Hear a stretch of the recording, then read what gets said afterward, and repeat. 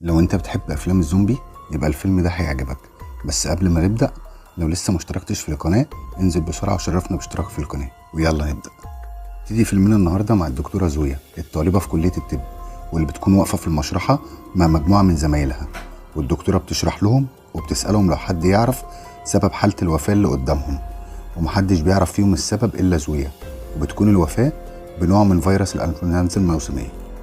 بعدها بتروح زويا لماكس عشان ده بيكون ميعاد عينة الدم اللي بتاخدها منه، لأنها بتعمل على دمه تجارب. وبيحاول ماكس إنه يتقرب من زويا وبيوريها إنه حفر اسمها على إيده، لكن في الحقيقة زويا أصلا ما بتكونش طايقاه، وبتيجي صاحبتها وبتخلصها منه. وبالليل بيكون الطلبة عاملين حفلة في المستشفى، وبتكون زويا في المشرحة وبتتفاجئ بماكس بيهجم عليها، والكل بيكون مشغول في الحفلة ومحدش بيسمع صريخها.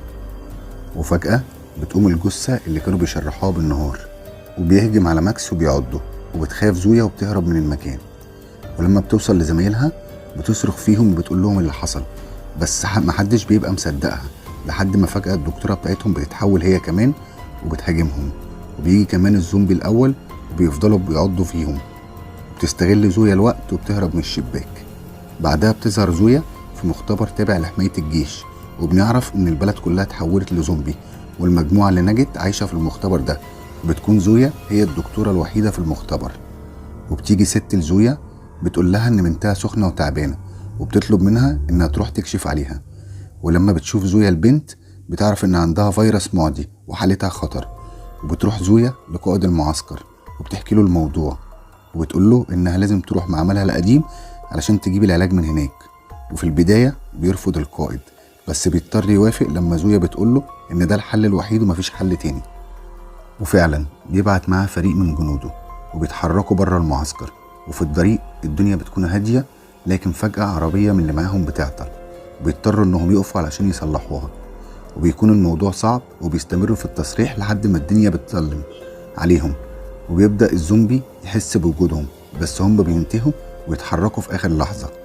وبيوصلوا في النهاية لمعمل زويا، وبتبدأ بالفعل تجمع كل الأدوية اللي محتاجاها، وبتكون الأمور ماشية تمام لحد ما في النهاية بيظهر لها ماكس بعد ما تحول لزومبي.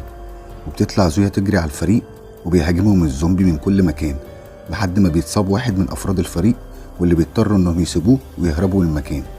ولما بيرجعوا المعسكر بنكتشف إن ماكس كان متعلق تحت عربية وبيدخل معاهم المعسكر. بعدها بيقدر ماكس إنه يدخل ويتحرك في أنابيب التهوية، وبتتابع زويا حالة البنت المريضة وبتديها العلاج، وبتطمن إن حالتها بقت مستقرة. بيسمع واحد من فريق الأمن صوت في أنابيب التهوية، ولما بيطلع علشان يكتشف الموضوع فجأة بيهاجمه ماكس وبيخلص عليه. بعدها بتكتشف واحدة اختفائه، وبتلاحظ وجود دم على الهواية، ولما بتفتحها بتسقط لها الجثة، وبيكون ماكس معاها في نفس الأوضة وبيخلص عليها هي كمان. وفي الوقت ده بتكون زويا مرهقة، وهي في الطريق لأوضتها بتكتشف وجود ماكس اللي بيهاجمها، فبتهرب زويا وبتقدر إنها تدوس على إنذار الطوارئ. بس ماكس بيحاصر زويا وبيوريها اسمها اللي حفره على دراعه، لكن الغريب إن ماكس ما بيعضش زويا. وبيوصل للفريق وبيبدأوا يضربوا النار على ماكس، بس بتمنعهم زويا وبتقول لهم إن ماكس ما تحولش كليا، وبتقنعهم إنه لو فضل حي ممكن تستخرج منه مصل تعالج بيه الزومبي. وبيقتنعوا في النهاية بكلامها وبيقبضوا على ماكس وبيربطوه. بعدها بيوصل الضابط قائد المختبر، واللي بيكون معارض بشدة لكل اللي زويا بتعمله، بس هي بتقدر تقنعه لما بتحط ايديها قدام ماكس ما بيعضهاش، وبتثبت له ان عقله لسه شغال. وبتبدأ زويا تعمل ابحاث على ماكس، وبتكتشف ان في اجهزة في جسمه لسه شغالة. بعدها بتحاول زويا انها تقنع الضابط فوكس حبيبها انها محتاجة انها تاخد عينة دم من زومبي تاني، واللي بيقول لها ان الموضوع صعب جدا والقائد هيرفض. بس في النهاية بتقدر زويا تقنعه انهم يفتحوا الباب الخلفي ويدخلوا زومبي يقتلوه وياخدوا منه عينة الدم. وبتبدأ زويا تاخد عينات الدم اللي عايزاها من الزومبي اللي بيصطادوهم، بس الزومبي بيتكاثر عليهم وبيقدروا انهم يفتحوا الباب وبيهجموا كلهم على المكان. وبيهرب الفريق بسرعة جوه المبنى وبيقفلوا عليهم، وبيقابلهم القائد اللي بيعنفهم على الكارثة اللي عملوها. وبتكون صاحبة زويا اتعضت والقائد عايز يقتلها، وبتحاول زويا انها تمنعه، وتخليه يسيبها تعالجها، بس بيرفض وبيقتلها. وبتقرب واحدة من ماكس وبتقوله انه زومبي مقرف، لكن ماكس بيخنقها ويوقع منها المسدس، وبيقدر انه يسرق المفتاح من فرد الامن من غير ما يحس.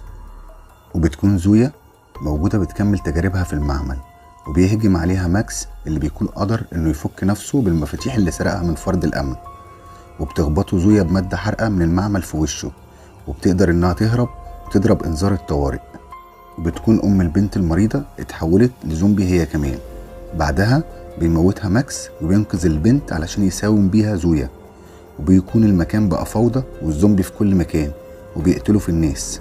بعدها بيظهر ماكس لزويا، بيكون مع البنت بيهددها بيها، فبتهدده زويا انها هتقتل نفسها لانها عارفة انه مجنون بحبها، بس بتضطر انها تسيب المسدس وتروح له لما بيهددها بقتل البنت. بيخرب ماكس الموضوع اكتر، بيفتح الباب وبيدخل باقي الزومبي للمكان، وبيبقى فيها رجالة كتير في المكان والكل بيتعض وبيموت. وبيروح القائد بيكون عايز يقتل فوكس بس ما بيلحقش، وبيهجم عليه زومبي وبيقتله. بعدها بيتعض فوكس، وبيكون ماكس لسه بيطارد زويا والبنت الصغيرة لحد ما زويا بتقدر تستخبى، وفجأة بتظهر له وبتموته وبتقطع راسه. وبتلحق زويا فوكس وبتقنعه انه ما يموتش نفسه، وانها هتجرب عليه المصل الجديد وهيتعالج. بالفعل بتجرب زويا عليه المصل اللي بيجيب مفعول، وبتقدر انها تعالج فوكس. وبكده بتكون قدرت انها توصل لمصل تعالج بيه الزومبي. وهنا بينتهي فيلمنا. لو عجبك الملخص ما تنساش تشترك في القناة.